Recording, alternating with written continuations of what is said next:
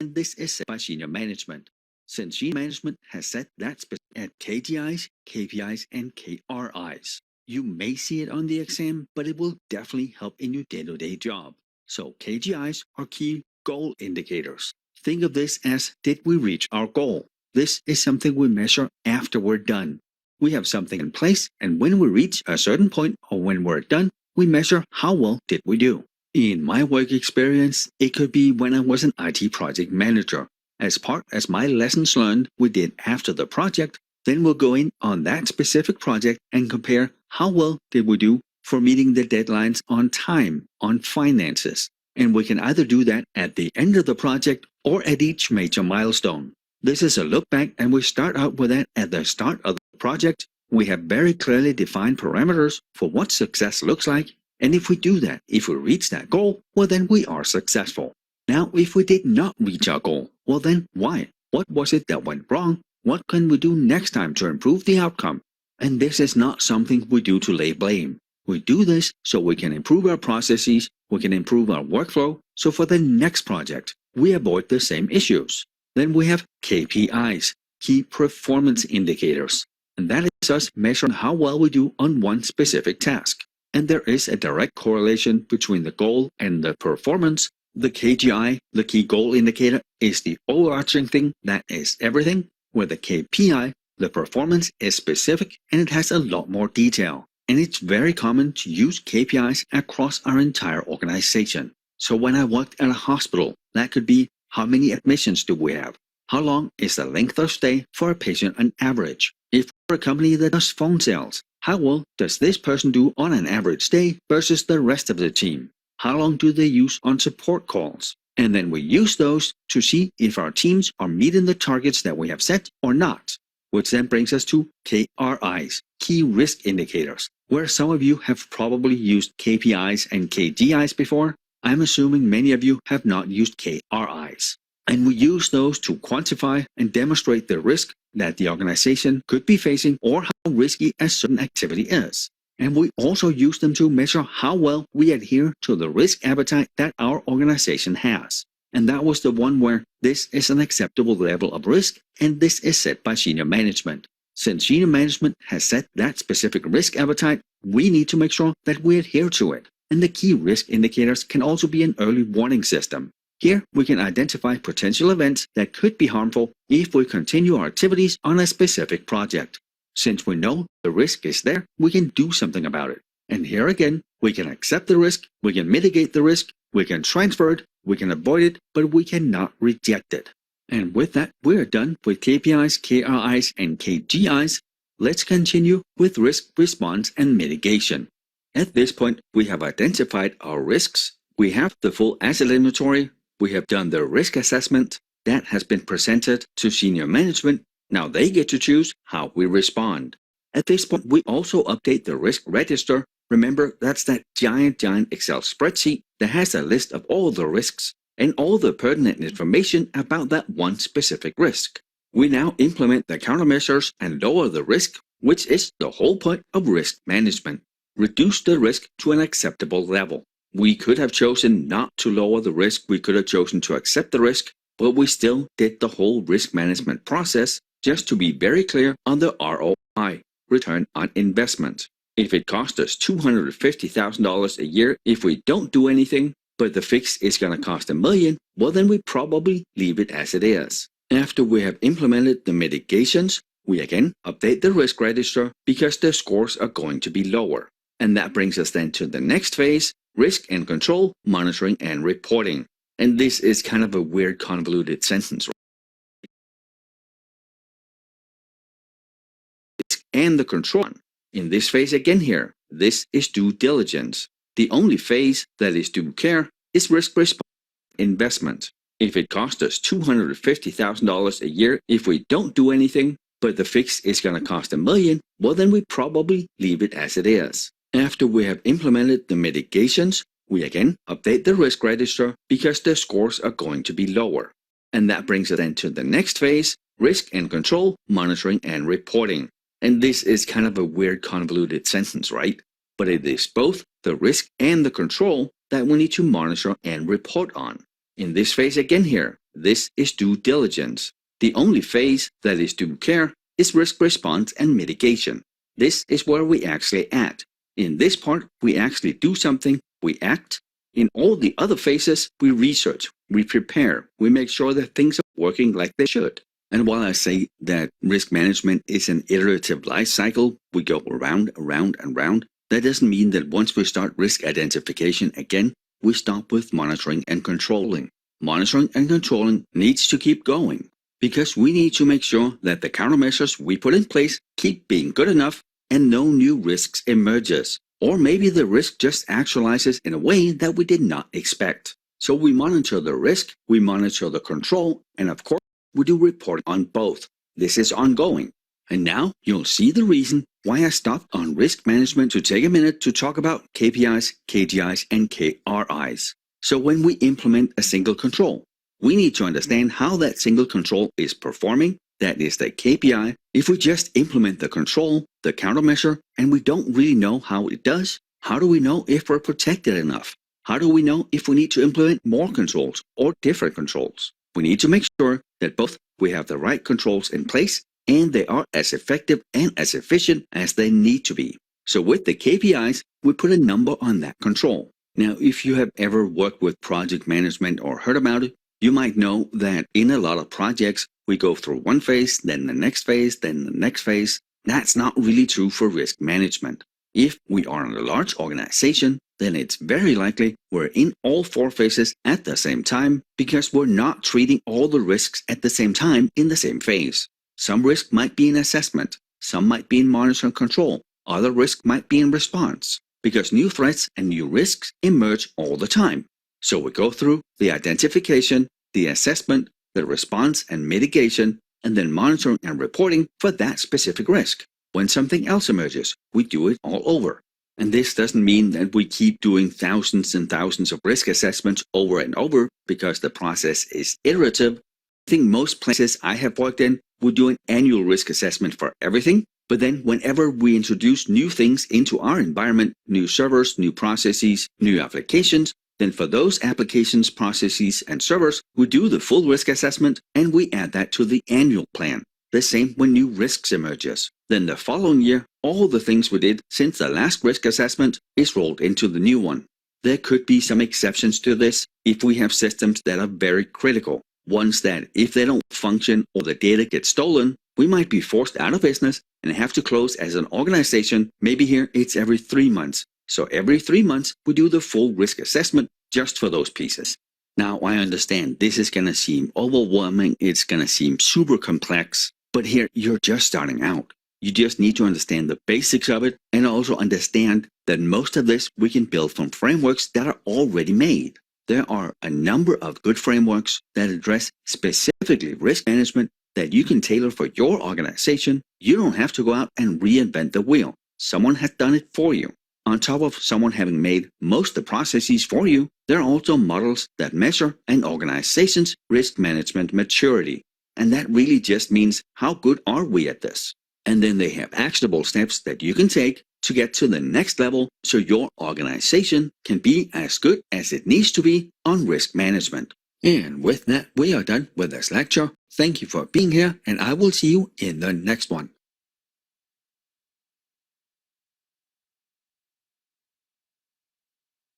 Alright, let's recap risk management. In risk management, we start with risk identification. And here, it is important that all our assets are identified because if we don't know what we have, how can we possibly protect it? A threat is a potential harmful incident. A vulnerability is a weakness that can allow that threat to do harm. Remember, to have a risk, we need to both have a threat and a vulnerability. The equation is risk equals threat times vulnerability, and sometimes you'll hear both threat and vulnerability referred to as likelihood. You may also see that equation as risk equals threat times vulnerability times impact. For the exam, do you need to know all this? Probably, I would.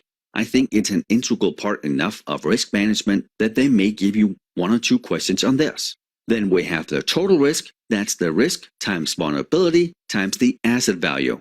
And then whenever we do mitigations, the residual risk is the total risk minus the countermeasures. In risk identification, we identify our risk management team. We decide what is in and out of scope, what specifically are we focusing on, and then we need to know the acceptable levels of risk, which is basically the risk appetite that our enterprise has, and that is set by senior management. We then do the actual risk assessment. That's where we have the qualitative and quantitative risk analysis. Qualitative is quality. It's kind of vague. It's kind of a feeling. That's pretty good quality. Quantitative is quantity. It's a number. It's specific. That's where we put the numbers to the feelings from the qualitative risk analysis. Then we choose the recommendations for risk responses. That could be risk mitigation. We reduce the risk. We put in some sort of countermeasure. It could be risk transference or risk sharing. That is most likely insurance, but it could also be starting a new project with a 50-50 partner.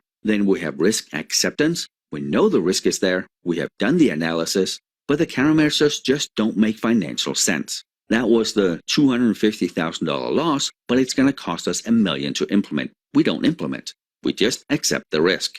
Then we have risk avoidance. This is us not issuing the laptops. We know the risk is there. It's not feasible to do mitigation. We can't transfer. We can't accept the risk. Well, then we do risk avoidance. We don't issue the laptops, or we don't build our data center in an area that's prone to flooding. And those four are the only acceptable responses. Risk rejection is never ever okay. That's us knowing the risk is there, but not doing anything. We just kind of ignore it. That is negligence, and you are now liable. In the qualitative risk analysis, we use the risk analysis matrix. How likely is something to happen? How bad is it if it does? And then depending on that score, we go to the quantitative risk analysis on the ones that scored high enough. We put all our risks in a risk register, and whenever we treat the risk, we add it to the risk register. So if we have chosen mitigation, the risk score should be lowered. Now, if that is not lowered enough, well, then we do another mitigation until the risk is at an acceptable level. We then covered the quantitative risk analysis. That's where you had to do a little math. We had the example with a laptop. The laptop was worth $1,000. The PII on the laptop, $10,000. If we lose the laptop, it's going to be gone. The exposure factor is going to be 100%. So the single loss expectancy, that is the asset value times the exposure factor, was $11,000.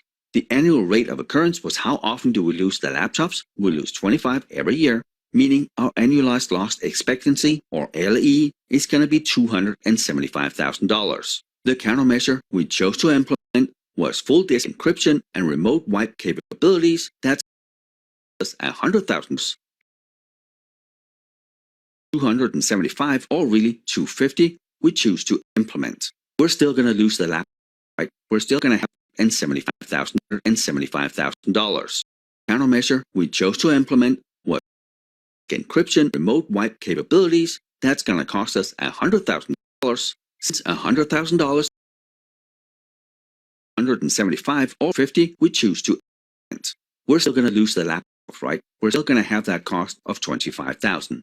But the 25 times 10,000 for the PII we lost every time we lose the laptops, that is saved. And that is really how all risk management is done. We need a positive ROI. There's no point in spending $100 to making sure that $50 are safe. Then we talked about KDI, Key Goal Indicator. And goal was the overarching one. Then KPI, Key Performance Indicator, was the specific one. This task is doing this well. For us with risk management, this could be these countermeasures we have implemented are doing this well. They are within the baseline of where they should be. They're still functioning. And then we had KRI, Key Risk Indicator. And we use that to demonstrate a risk to the organization, something we're facing or something new we're starting to do. How risky is that endeavor? Then after the risk assessment, we do the risk response and mitigation. And remember, this is the only one that is due care. And this is where senior management has chosen to act on our recommendations or chosen something else. We now implement. That's where we do the mitigation, the transfer, the acceptance, or the avoidance. We then update the risk register to make sure that recorded of the 4 mitigation strategies we chose and what it did to the risk number. Then we proceed into risk monitoring and we of course need to make sure that the responses that are as effective and as they need to monitor for new risk. And with that, we are done. Every time we lose the laptops, that is saved. And that is really how all risk is.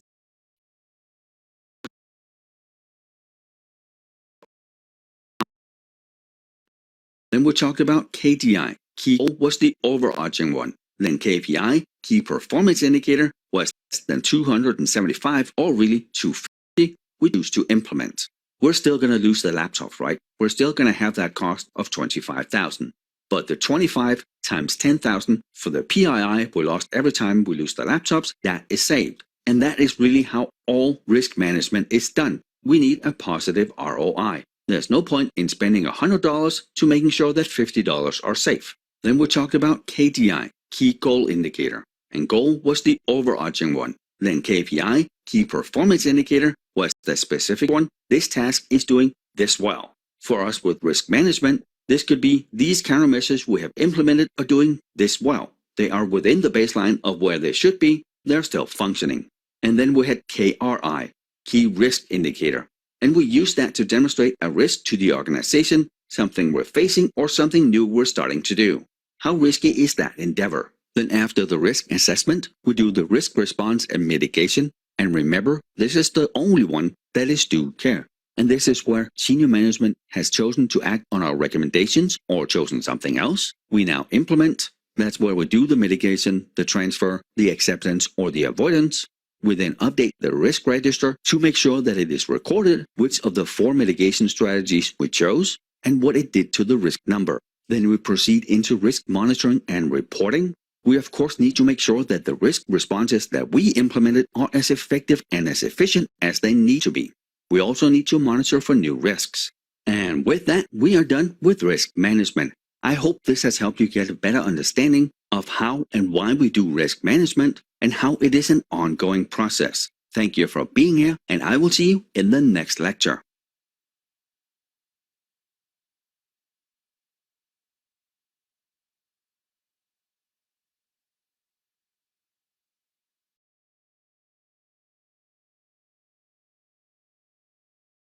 Before, the 3 different types are administrative controls. Those were the policies, the procedures, the standards. Then physical controls. Those are the ones that you can touch. The walls, the doors, the bollards, the turnstiles, all the physical stuff. And then we have technical controls. Those are the firewalls or the access rules. And really, a security control is a safeguard or a countermeasure that we use to avoid, detect, counter, or minimize security risks. We use them to protect our confidentiality, integrity, and availability. If implemented right, some controls can stop security events from happening, some can alert us when they do happen, and some can minimize the impact and help us recover faster. And here again, luckily, there are a handful of frameworks that we can use to make sure both we have the right security controls in place and they are as efficient and as effective as they need to be. Now for the exam, I don't think you need to know these in depth. I would know there are frameworks that can help with our security controls. We have ISO 27001, COVID, and NIST 800-53. And for anything like this that I mentioned, if you want to go read up on it more, there will be links in the link section. So to start out, we have our administrative or our directive controls. That is our policies, our procedures, but it's also the laws and regulations that we need to adhere to. And it is our training that raises the awareness that changes the user's behavior. Yes, I keep saying it like that because that's how you learn something new. When you sit at the exam and you see a question that talks about training, then in your head you heard a little Thor saying, we give them our training to raise the awareness so they change their behavior. Then if change user behavior is an answer option, well then you have the right answer. Alright, moving on. Also, as part of our administrative controls, we have how we hire and fire people because this is also based on our policies. And you can of course ask, are these just administrative or directive? Do they really do anything? And the answer is yes. First off, we train the staff to raise their awareness. They change their behavior. It also gives an outline for our employees what is acceptable and what is not. We talked about the print policy, the shoulder surfing policy. We may have a policy that say, don't let anyone in without an ID badge. But even more, our policies, procedures, frameworks, and guidelines are used to build our physical and technical security controls, which then logically brings us to technical controls. And they are technical. You may also see them referred to as logical controls. This is the hardware, the software, the firmware. We use that for access control. It is our firewalls, our routers. We use it to authenticate our staff, usernames, passwords, smart cards. Once we have authenticated them, then what do we give them access to? And that's the last A of the IAAA model. We hold them accountable. All that is technical. Makes sense, right? And while many of the technical controls are physical, the servers, the racks, all that stuff, they're not physical controls. It's not like the attacker would have to climb over a server to get into the data center. So even though you can touch them, they're not physical controls. And then as the final control, we have physical controls. Again, we can touch them. Those are our locks, our doors, our fences, our guards, the dogs, gates, bollards, man-traps, alarms, cameras. All the things you can touch. While it may not be smart to touch a guard dog, you can.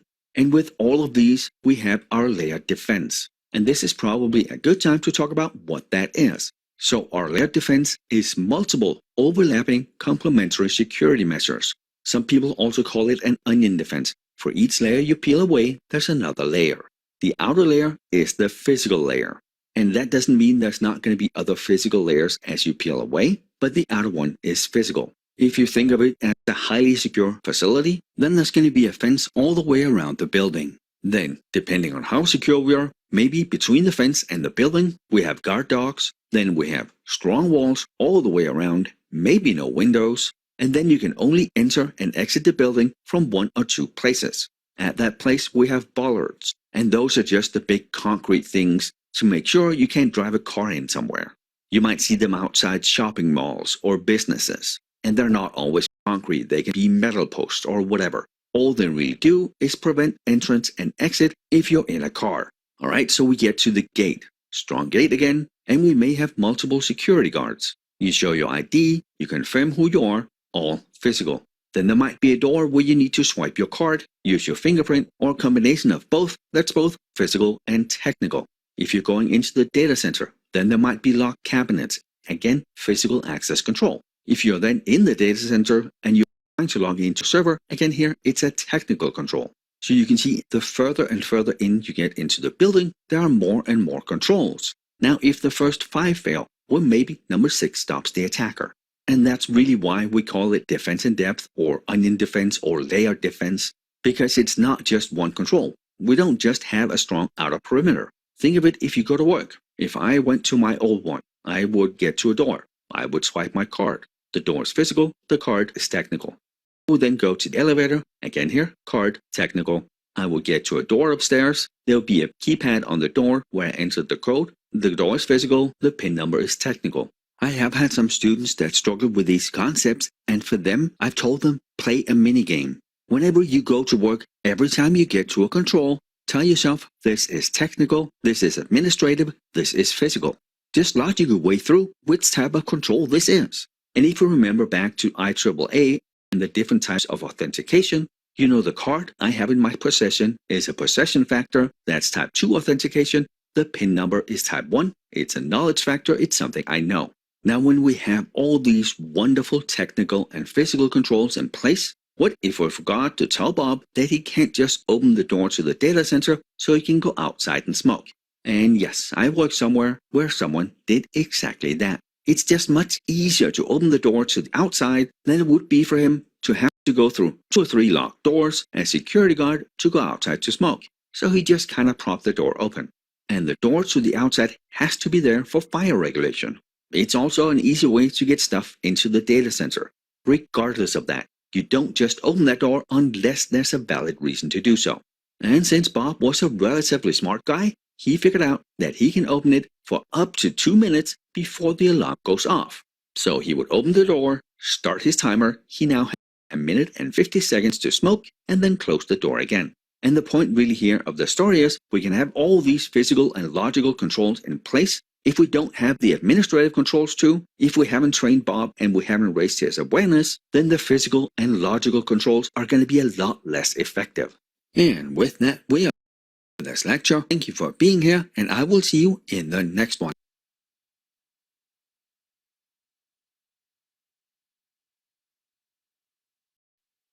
Now that we've looked at the access control categories, let's look at the different types, and I think most of these make sense. But I know this is also one of the places where some of my students struggle.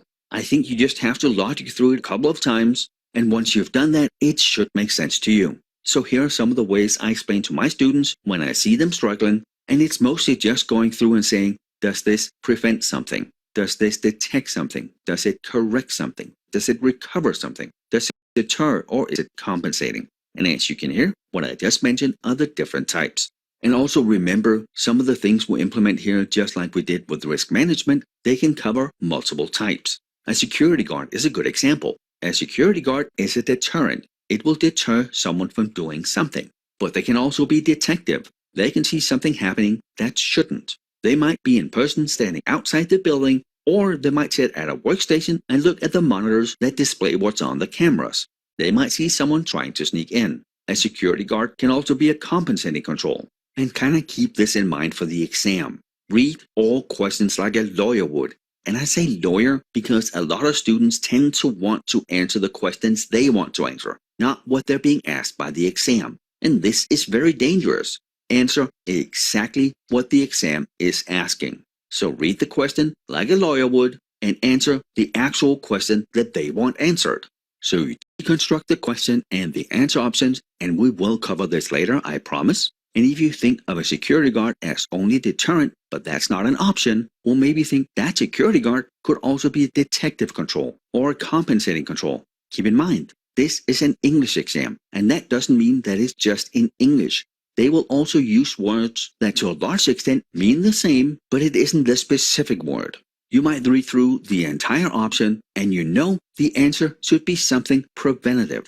But maybe they use stop or block or advert. So what we need to do when we start deconstructing questions is looking at what are they really saying here. Yes, it is a preventative control, but that really just means we stop something, we prevent it. So read the entire question, read the answer options, deconstruct the questions into its essence, and then answer from that point of view. All right, enough ranting about the exam. So a preventative control is a control that prevents something from happening. That could be least privilege. Remember, mandatory access control, we only give people exactly enough access to do whatever they're doing. We don't give them anything else. We can do drug tests, and drug tests might seem counterintuitive because they're also detective. They detect something. But it's not the actual drug use we want to stop, it's the action that they might take. It could also be intrusion prevention systems. We will cover those. It can be firewalls, it can be encryption, and obviously this is not a complete list, but it is something that prevents some sort of malicious incident from happening. Then we have detective controls, and well, they detect something from happening either during or after an attack. That can be our logs. We can look in the logs and see the attack happening. That could be a camera. We can detect something is happening even though we're not at the location where the camera is. They can help us detect something wrong. Then we have corrective controls. They either can stop an attack or they can fix a problem.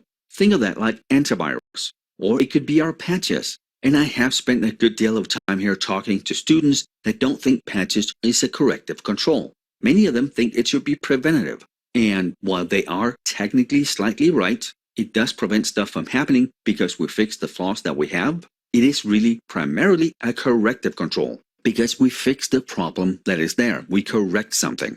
Now, if on the exam you get something about patches and corrective controls is not an answer option in any way or form, well then maybe look if there's something that looks like preventative. Next up we have recovery controls, and again here it makes sense, right? It helps us recover after an attack. This could be our disaster recovery plans, our cold sites, hot sites, warm sites, and yes, we will cover those much more in depth later. It could even just be our backups. It could be our high availability environment. Again, it is something that helps us recover. Then we have deterrent controls. Again, they deter, but they don't stop anything. They just make the target slightly less interesting. It can be a guard, a dog, a fence, lighting, even just a sign that says beware of dog. If someone wants to break into a house and there are 20 houses that doesn't have a beware of dog sign and there's one that does, I bet it's going to be most likely that the burglar is going to avoid the one with a beware of dog sign. Because why would he risk just the possibility of a dog being there when with the 20 other houses, it's less likely they're there? And under deterrent controls, I think we need to talk about fences. This is another one where I've been getting a lot of pushback from students because not all fences are created equally. How tall is a fence? That can be 2 feet, 6 feet, 10 feet. Is there barbed wire on top? So depending on which type of fence it is, it can be different types of controls. If it's a 2-foot fence or a 6-foot fence, maybe it's a deterrent. If it's a 10-foot fence with electricity running through it and barbed wire at the top, well then it's probably a preventative control. I guess the point here is don't just think of a control and then say this is definitely this, because many of them can be many different types of controls. A guard is most likely primarily a preventative control, but the guard can also be a detective control. They can also be a deterrent. And then the final one, compensating. Guards definitely fit in that category too. And compensating controls is really anything that we use to compensate for any of the other controls that are either impossible to do or too expensive. Let's just say for whatever reason there's a hole in our fence that's on the perimeter of our building. I'm sure there's a very good reason for that hole, but regardless, our perimeter is weaker. Well, then we can put a guard there. At that point, he's a compensating control to compensate for the missing fence. And here again, you can make a minigame out of this too. Whenever you see something in your environment, it doesn't have to be at your work. That's some sort of control. Logic your way through it, talk through it. What type of control is this primarily? And are there any of the other categories this can fit into? And before we end this lecture, I'm going to give you a trick that I've used for many years when I take certification exams, even way before I started teaching others. I talk to myself, I argue with myself, and I do it a lot. I will explain how things work to myself, but if you have someone else you can talk to and explain things to, that is going to make you understand things so much better. So my wife, completely non-technical, but she has an insane amount of IT security knowledge. Because to ensure that I understand the topic completely, I explain it to her. But if you don't have someone who wants to listen to you for hours and hours when you talk, well then talk to yourself. It really does work. And I think the deeper understanding here is very important, both for your job, but also for the exam. There are some things on the exam you can memorize your way out of, but I think it's very critical that you understand how this knowledge applies and how it works in our environment. Hence the arguing and talking to yourself. Give it a try. It might work for you. And just to recap, in this lecture, we talked about administrative or directive controls. Those are our policies and our procedures. Then we had technical or logical controls. That's our hardware, software, firmware, but all that is configured based on our policies and our procedures that we got from the administrative controls. Then we have the physical controls. Those are the locks, the fences, the guards, the dogs, the bollards, all that stuff. Things you can physically touch. Again here, all things here are done based on our policies and procedures. Then we talked about the different access control types. Preventative, it stops something from happening. It prevents it. Detective, it detects an attack either during or after. Corrective, it corrects an attack. Recovery helps us recover after an attack. Deterrent, it deters an attack. That was the small offenses, right? It doesn't necessarily prevent anything, but it can make it less likely for something to happen. And then finally, we had compensating controls. They're the ones that we put in place where it's not feasible to do any of the others, but based on our security posture, we need to have something in place here. That was the guard at the fence. I hope that has helped you get a better understanding of access control categories and types. And with that, we are done with this lecture. Thank you for being here, and I will see you in the next lecture.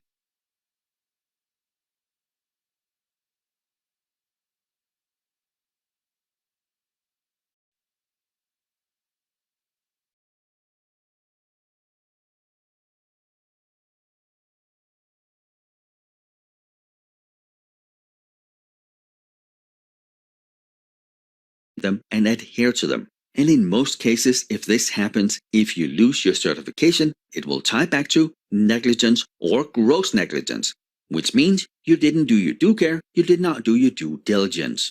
Alright, now let's look at the 4 canons. Protect society, the common good, and necessary public trust and confidence, and the infrastructure. Act honorably, honestly, justly, responsibly, and legally. Provide diligent and competent services to the principals, and last but very much not least, advance and protect the profession. There are a couple of other ethics canons out there that might be beneficial to know. Let's cover one of them, the 10 Commandments from the Computer Ethics Institute, and most of the other canons really are the same, just different words, different structure, but the intent is the same. And since all these starts with thou shalt not, I'm just gonna skip that after I do it the first time. Thou shalt not use a computer to harm other people. Don't interfere with other people's computer work. Don't snoop around in other people's computer files. Don't use a computer to steal. Don't use a computer to bear false witness. Don't copy or use any proprietary software which you have not paid for. Don't use other people's computer resources without authorization and proper compensation. Don't appropriate other people's intellectual property. And finally, this one doesn't have a don't. It's think about the social consequences of your programs you're writing or systems you are designing. And finally, always use a computer in a way that ensures consideration and respect for your fellow humans. On the exam, you're not going to see any of these commandments on there. It is likely you're going to see something from IC², either the preamble or the actual canons. But really, it's the same thing here, right? Don't hurt people. Don't steal their stuff. Don't use their stuff to do something you're not supposed to. Don't lie. Don't use things without permission. Think about what you're doing and show respect and consideration for other people. And then finally, as an IS, IT, or cybersecurity professional, you need to understand the ethics that govern your organization. Many large organizations have their own code of ethics, and most of them, just like the ones from IC², boil down to the same key elements. Do what's right. Don't steal. Be ethical. So of course, for the exam, you're not going to see anything from your organization. But I still think it's important that you know and understand them. And just a final reminder, again, know the ISC² preamble and know the canons. They are very testable. And with that, we are done with this lecture. Thank you for being here, and I will see you in the next lecture.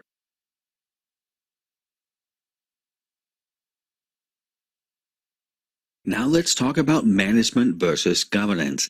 And it's not going to be a terribly big topic, but I think it is important to understand how things work in your organization, who does the policies, the procedures, who has the vision, and where you fit into all of that. And here it's important to remember that all of us come into certification studying from different perspectives. We have different backgrounds, we have different knowledge, and the organizations where we're used to doing things in are very different. And I say this because you need to answer things on the exam from the point of view that the exam wants and not the one you may be used to. This is an IC² exam. You need to answer the questions in a way that they want you to. So our governance is senior leadership. That is the board of directors, it's the owner of the organization, it's the stakeholders. Those are the people that set the direction. They make the vision, they figure out our mission for the entire organization, they decide on the policies, and then the management team translates that into the standards that we need to adhere to, and the policies, our guidelines, our procedures, and our baselines. And you might here have noticed that I say both senior management decides on the policies and management makes them, because that's really how it is. Senior management doesn't have the knowledge to actually always build the policies, but the directors, the managers, they most often do. But the key word here, and this is one of the things you need to train yourself for the exam, I said decide. So management actually creates the policies and then senior management approves them, just like with our risk management. We give them the recommendations and they then choose to act on them or change something or completely reject them. And we need that very clear two-way communication between the leadership team and the management team. Because the leadership team needs to clearly understand the risk, opportunities, and impacts of the direction they have chosen. Management explains it to them, governance sets the direction, we need to go in that direction, and then management needs to figure out how do we get from where we are now to the desired goal. Think of it like someone saying, I want you to go to California. Well then, depending on where you are, you need to figure out how to get there. They set the direction, management figures out how to get there.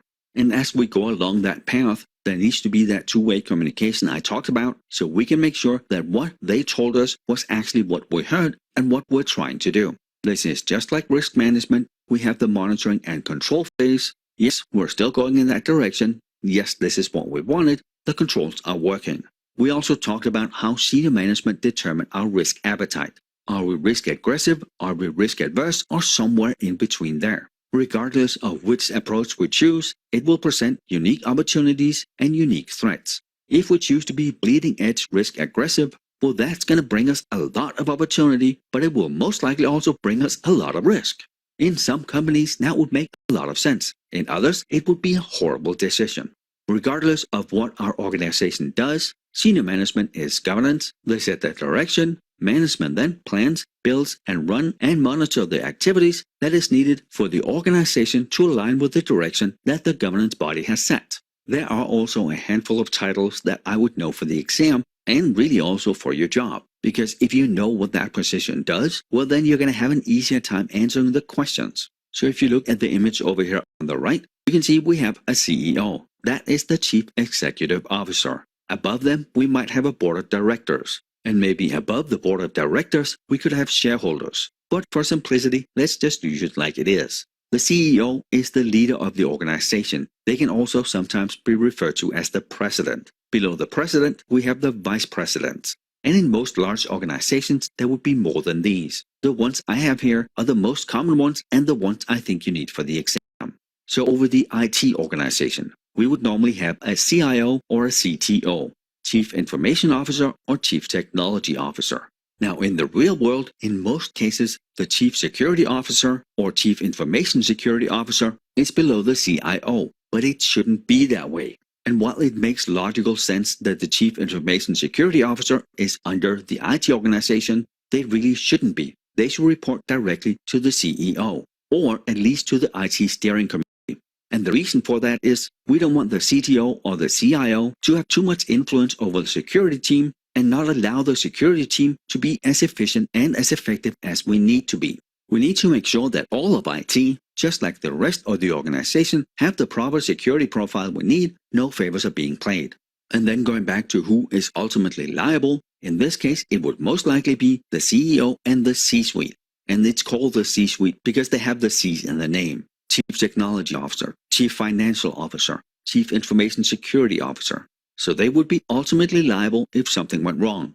Of course, here again, it doesn't mean you're not liable. They are just ultimate. And maybe the only other title you probably need for the exam is the CFO, Chief Financial Officer. They make sure that what we do is financially viable. This is where our risk implementations are based on a positive ROI, and for most large transactions, it's the CFO that signs off on it. So to recap, in this lecture, we talked about the differences between governance and management. And governance is senior leadership. It's the board of directors, our stakeholders. They have the vision, they set our mission, they provide us with the direction that the company needs to go in. They approve the policies.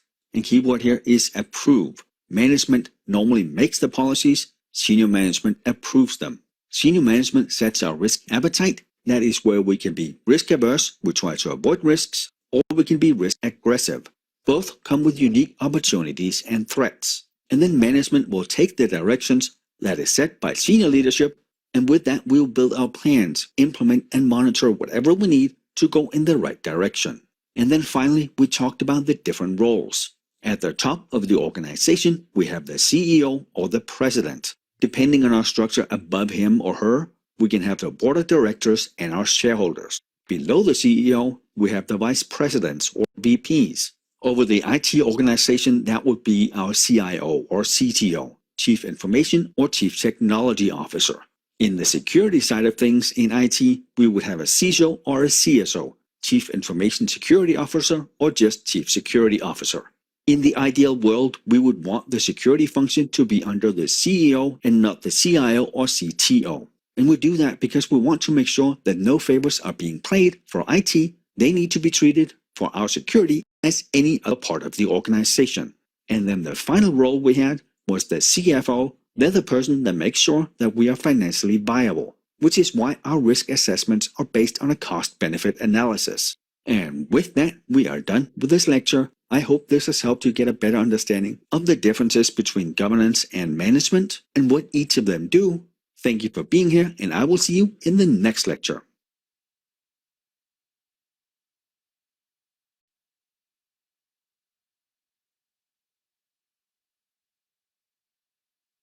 This is another one we talked about before. It is not a law. It's a standard that the entire credit card payment industry has agreed upon, meaning anyone who wants to issue credit or debit cards have to adhere to the standard and a minimum set of security requirements. And this mandates security policies, devices, control techniques, and monitoring.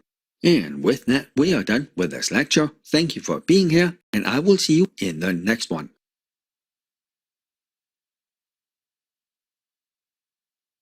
Now, let's talk about the GDPR, or General Data Protection Regulation. And that is the data protection law that in the EU governs data protection and privacy for all individuals in the EU and the EEA. The EU is the European Union, the EEA is the European Economic Area. The only difference here is that the EEA has 3 members that are not part of the EU. That is Norway, Liechtenstein, and Iceland. It was enacted in 2018, but for some years before that we knew it was on the way. And this is another one of those places where the EU is much more proactive in its approach to IS, IT, and cybersecurity as well as privacy. In the US, we've talked about before, it's kind of a patchwork. If it's bad enough, we fix it, but there's no overarching plan, there's no vision. And as you can tell by now, I think the laws in the EU, for now at least, are much better. They protect the residents and the citizens in their countries way better than we do in the US. It's something I noticed first off because I am in cybersecurity, but also because I was born and raised in Denmark and I didn't move to the US for the first time until I was 28. For us as an organization with the GDPR, it does not matter.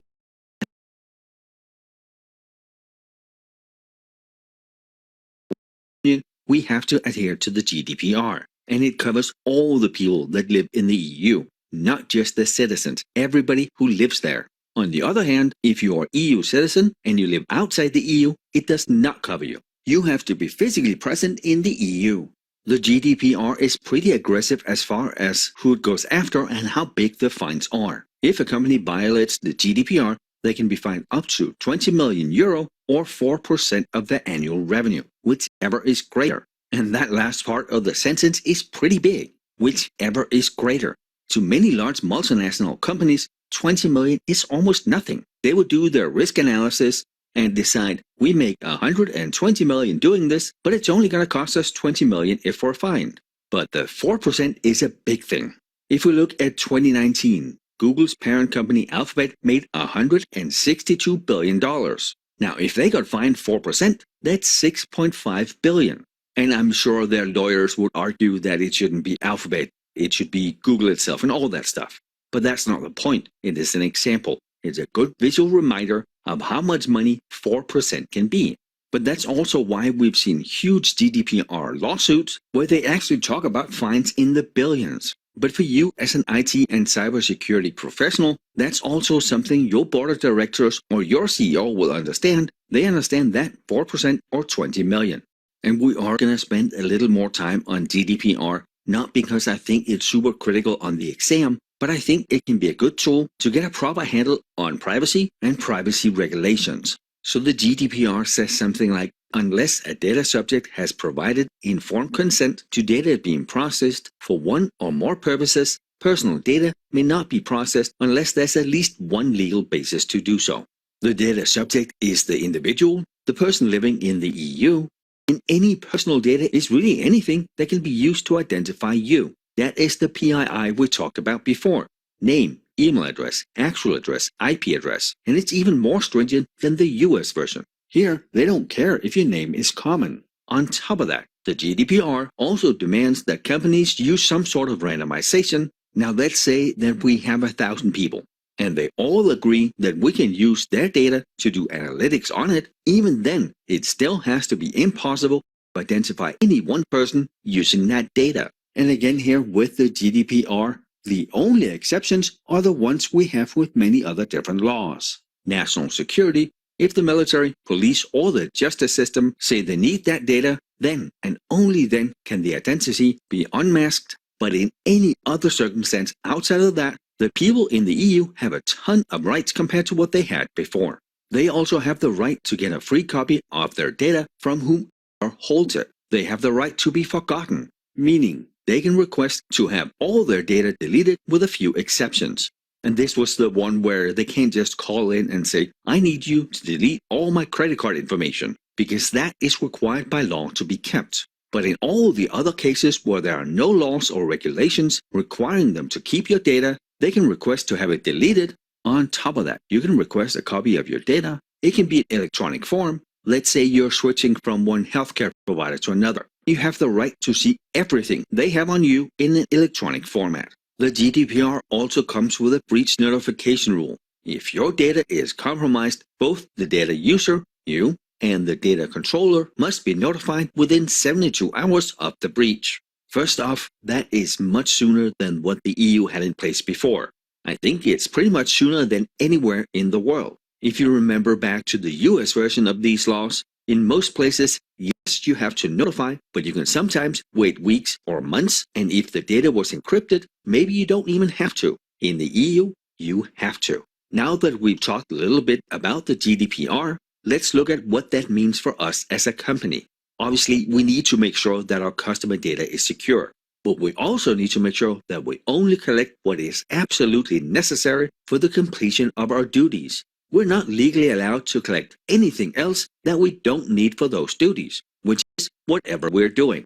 On top of that, any company whose activity involves data processing or monitoring must appoint a data protection officer. That means we have someone who's directly responsible to make sure that we follow the GDPR, and while senior management is still ultimately liable, that doesn't mean that someone else isn't.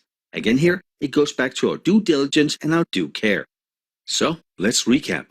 We started out by talking about criminal law. Here, society is the victim, and the sentence is to punish and deter. With criminal law, proof must be beyond a reasonable doubt.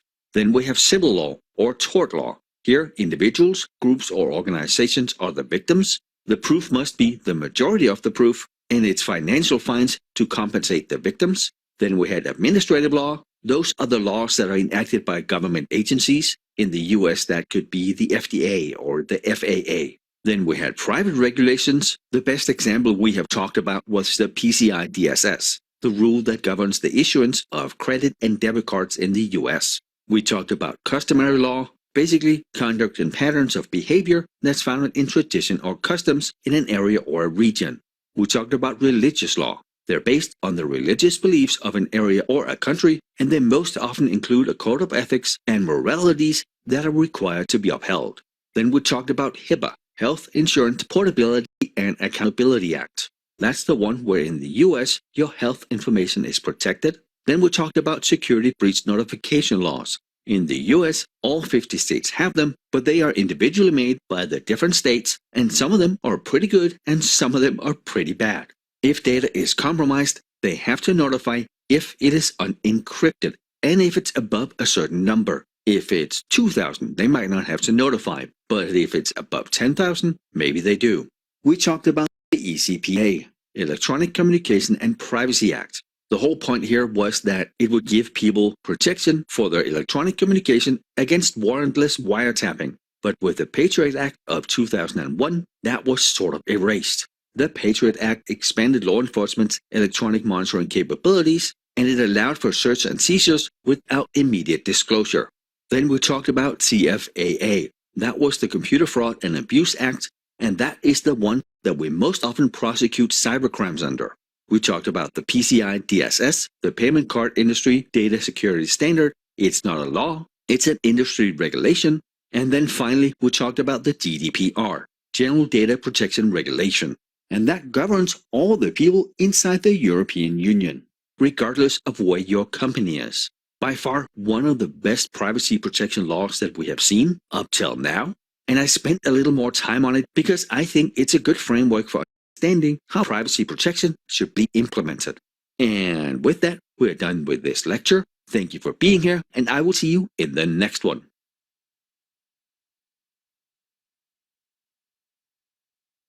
In this lecture, we're going to talk about our vision, our values, our mission, and how we use that to translate into business objective, our strategy, our policies, standards, and processes. What are our values? What is our vision? And what is our mission? From that, we then build the business objectives, and with those, we build our long and short-term plans. So most large organizations and corporations have a set of values. They have a vision and they have a mission statement. This is what we're doing, and this is why we're doing it. It's also very common in small businesses to have some of these. So both for your job and for the certification, it's important to understand what they are, how they interact, how they drive our business plans, our policies, our standards and procedures, because all of those are built from our values, our vision, and our mission. And not to make it more complicated than it is, over here on the right, you can see at the top of the pyramid is our values. That is what is most important to us. That is what we believe in, the principles we adhere to, our ethics, and what we stand for. Based on that, we then build a clearly defined vision for the entire organization for our future. What do we want to be? And then from that, we build the mission. Who are we doing this for? What is the purpose of our organization and the business that we run? Let's take an example. When I moved to Hawaii, I worked for a hospital. And the reason I decided to take that specific job at the hospital and none of the other job offers I had was because of their mission, the vision they had, their values. The other jobs would have been paying me significantly more. But the goal of the hospital was to make Hawaii a better place for everybody living there. I wanted to be part of that. So when you join a new organization, read up on their vision, their mission, and their values. In some places when you join, this is handed out. In other places, you need to go look for it. But I think when you get a job somewhere, it's important for you to know why are we doing what we are doing? What's the purpose of it all? With the hospital in Hawaii, it was to provide quality healthcare in perpetuity, meaning forever, for Native Hawaiians and the people of Hawaii. In other companies, it might just be to make money, which is perfectly fine. But since you're going to be spending so much of your time at this company, know what they stand for, know why are we doing this, but also know it because it's going to make you better at the job you do. If you understand the mission, the vision, and the values, you can incorporate them in your work. And if you look at the pyramid over here on the right, you can see at some point we hit IT and IT security. If we were in other parts of the business, of course it would be that area. And just see it as whatever step we're in now is built on the step just above it. If we look at the IT security strategy, that is built using the IT strategy, the business objectives, the business vision, the business mission, and our values. When we talked about the separation between governance and management, you can also see that here in our planning. It's very common that governance or senior leadership has a strategic plan. They set the vision, this is where we're going. We might renew it every so often, every year or every couple of years, but it is a long-term plan, 3, 5, 10, 20 years. Then management has a tactical plan, and that's what's going to move us from where we are now to where we want to be. That is our projects, our acquisitions, our hiring. And then where you are in the organization, in staff, here everything gets even more detailed. And these are all the little projects and all the little things, both that we do on a day-to-day basis and the projects. They're all the components of the plan just above it, and the plan just above it, the management ones, are components of the strategic plan. Now, let's talk a little bit more about standards, policies, procedures, and everything else that come with those. I think for the exam and probably also for your job, it's important to know where we use each of them and how they work together. So we build our policies, our standards, our processes based on the strategy, which is based on the objectives and so on. You understand that. But they are also influenced by the laws and regulations that we have to follow. Our policies are very high level. They're not specific and they will fall into 3 categories, either regulatory, advisory, or informational. Regulatory policies are the ones that our organization have to follow based on the industry that we are in. An example of that could be the hospitals that I worked in Hawaii or California. Here, we had to be HIPAA compliant. And HIPAA is the Health Insurance Portability and Accountability Act. It's a federal law that organizations in healthcare in the U.S. have to follow. It could also be the credit union I work for in California. Here, we have to be PCI DSS compliant, which is standards on how we deal with credit cards. So regulatory is something that is based on the laws and the regulations we have to follow. Next up, we have advisory policies. And those are the ones that outline the type of behavior and activities that are acceptable or not acceptable within our organization. In those types of policies, we may have something saying, this is what happens if you do or do not follow this policy. That could be the print policy we talked about already. Or it could be our acceptable use of internet policy or any of our employee policies. We want our staff to clearly understand what is allowed and what is not. And then finally, we have informational policies. Those are the ones that are just there to inform people. They could be policies that talk about our vision, our mission, our values. And as mentioned, all of these policies are very high level. They are not specific. For us in the IT world, that could mean they mention patches or updates or strong encryption, but they only mention that. They don't mention anything about how strong the encryption needs to be, just strong. So policies are non-specific, they are high level, they don't change that often, but they may change over time. If you remember back to when we talked about the plans, the policies are the governance piece, right? This is the same thing. Now, if there's a change in our procedures or standards, or maybe the laws that we need to adhere to, well, then we change the policies. But strong encryption means strong encryption. It does it now, it did it 5 years ago, and strong encryption will be strong encryption in 5 years. The type of encryption and how strong that is might change, but strong encryption is still strong encryption. Next up, we have standards, and they are just like the policies, mandatory, but they are in much more detail. This is where we would have the specific type of technology. That might say all laptops have to be Windows 10, 64-bit, and have at least 8 gigs of memory. All switches have to be Cisco, and they have to be above this version number. Then using those standards, we'll build our processes. And those are the practical, step-by-step, this is how we do it. And then finally, let's look at our procedures. They are mandatory, and they're very specific step-by-step guides. That could be the document we have outlining our server hardening. But with this, we also want to make sure there's as much automation as possible. Let's say the document we have for our server hardening has 60 things that need to be changed, ports that need to be blocked, default accounts that need to be removed, services that needs to be added, patches needs to be applied, and so on.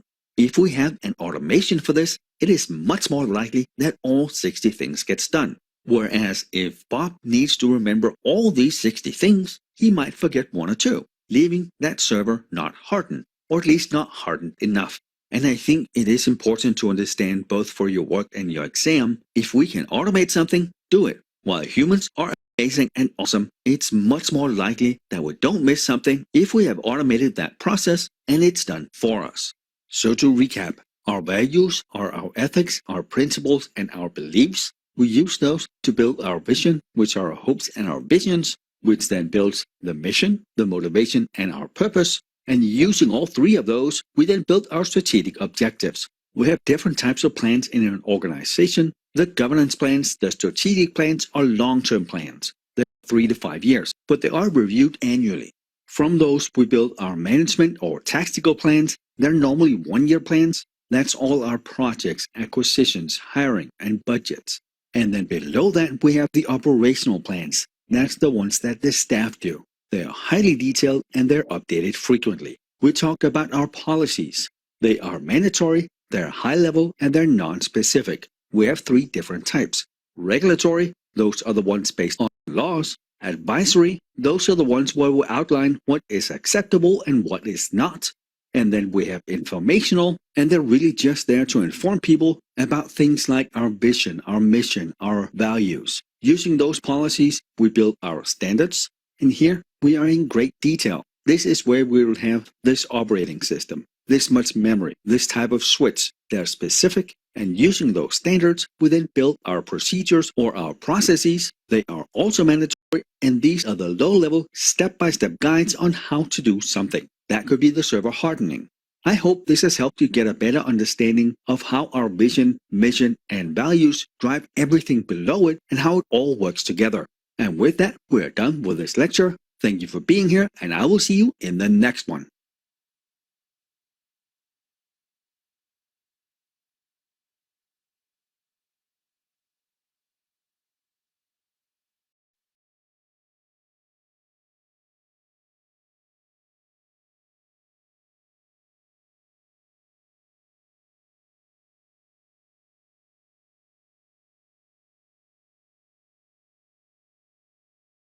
And with that, we are done with Domain 1, Security Principles. And remember, this is the biggest domain on the exam, 26%, and it is the foundation of everything that we do. We talked about the differences between information, IT, and cybersecurity. We talked about the CIA triad, the IAAA model, privacy, risk management, access control categories and types, the ethics standards that we have to adhere to, governance versus management, some of the US and European laws that you need to know for the exam, and then finally, we talked about information security governance. Thank you for being here, and I will see you in the next domain, Domain 2.